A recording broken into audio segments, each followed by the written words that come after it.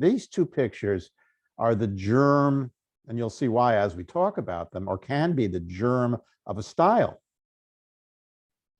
Okay. Now the visual concept, if I'm going to choose to call it a style, the visual concept, even in two pictures that are so utterly different in terms of content, structure, composition, all of it,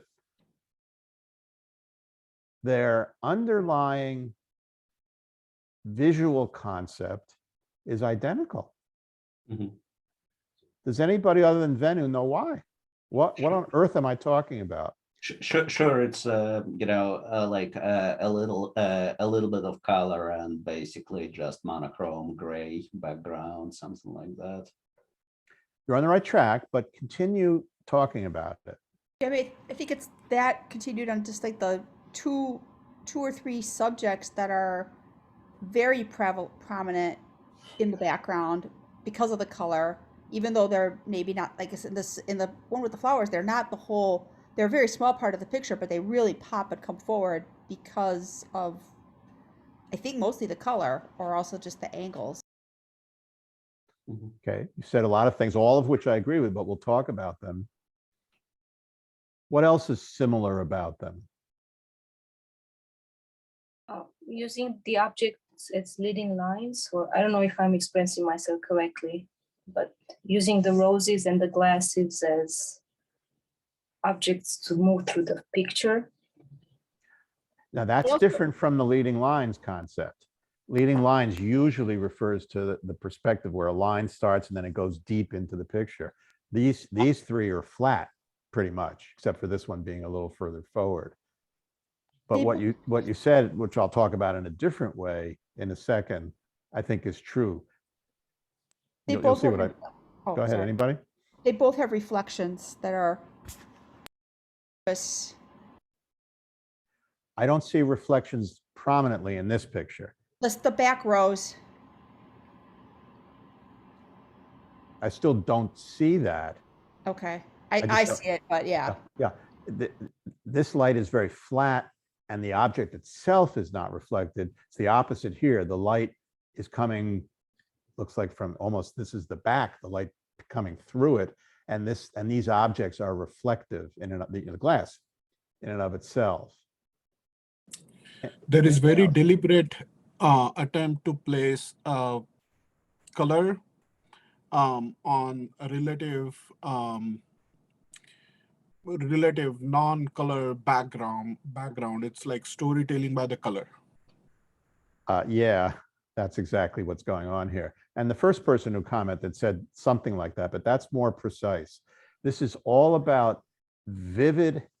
I like the idea of storytelling with the color, because that suggests it has not too much to do with the content of the objects necessarily. It has to do with the color that is part of the objects.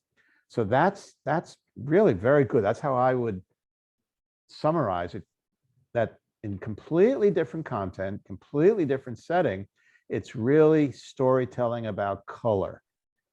And the photographer has cleverly used lots and lots of different kinds of technical stuff, getting the reflections in the platform, some reflections in the glass, the backlighting. It's all about the juxtaposition of the colorful objects. And in their own odd way, as vivid as the color is, it's still oddly subtle. Now, that is a value judgment on my part. And you may not agree with that, because I suppose the color could hardly be called subtle here. And it contrasts so vividly with the gray of the rest of the picture, and even the reflective quality of the glass where it goes kind of whitey. And here, these are very, that's why I don't see reflections here. Oh, I see this big reflection, right, Wendy? Yeah, that's what I was referring to. Yes, I was confused. The surface below. Yeah, of course. Yeah, no, I thought you were talking about in the petals themselves. Yeah, this. Well, I was wondering why you couldn't see it, and I'm like, okay, whatever. Yeah. So this reflection is very, very subtle, almost confused me maybe with at first glancing as a shadow, which of course it isn't. It's a reflection in the water. So sure, that adds all to the subtlety. But look, even this flower is a little tiny. It almost appears like it's buried 5% into the sand. So we're even losing a bit of it. And you can see even the branch is buried a little bit. So this was all, Benno, I don't need the backstory in this, but it's all carefully, the way it looks like it's carefully, the term is styled. So in an advertising shoot, this one is relatively conventional. We've seen this kind of advertising picture with glasses, with luminescent light, bringing out beautiful, vivid color, and a variety of color, different tones, a choice of tones. This one is pretty, we don't see this a lot. This is really subtle and completely unexpected. Yeah, David, the roses was completely unexpected, because first of all, I was not even expecting that, and I didn't get the roses to the beach. The roses were actually on the beach, and they were floating away on. They were trying with the wind and with the water. They were floating away. So I thought it made a story. In my mind, it was a story of a love lost, like someone was deeply in love and they went away, and those roses were like the couple. But then what I did was, those two roses, I tried to compose them in different ways, different positions, and see what might make a visually appealing story. So and this combination I liked, for some Clearly. reason. So Yeah. you can call it whatever you want. You can interpret it however you choose to.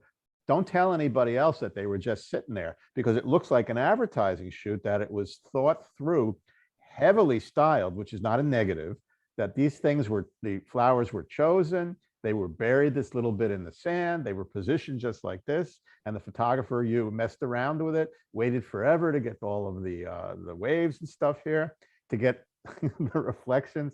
It looks like this was all extremely conscious, which is not bad.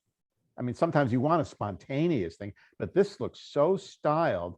And this, again, has that same aspect to it, but this is a more conventionally styled. Of course, shifting everything to the far right is quite effective. So you have this, look at the beautiful, it's called a gradient, where it starts brighter and gets a little darker and goes to real gray, and you didn't crop it. You know, a lot of people would have cropped it like this, of course, but this is really effective. That's where that line comes in that somebody mentioned, where the line goes left to right. So these both are beautiful, but this one is really, really off the charts. And don't tell anybody it was just there. Just say you conceived it and brought the flowers with you and buried them in the sand, or whatever the hell would have been logical. Very, very beautiful. After this session, I won't, David. Yeah. And of course, Benno, you had asked me a month ago, and I never responded. You're branching out, and I think we talked about that. These are an utterly different style from the previous pictures, which we've talked about at great length in these sessions. So that's really, really good. So it's a form of experimentation. It's a form of kind of spreading your wings and seeing what works.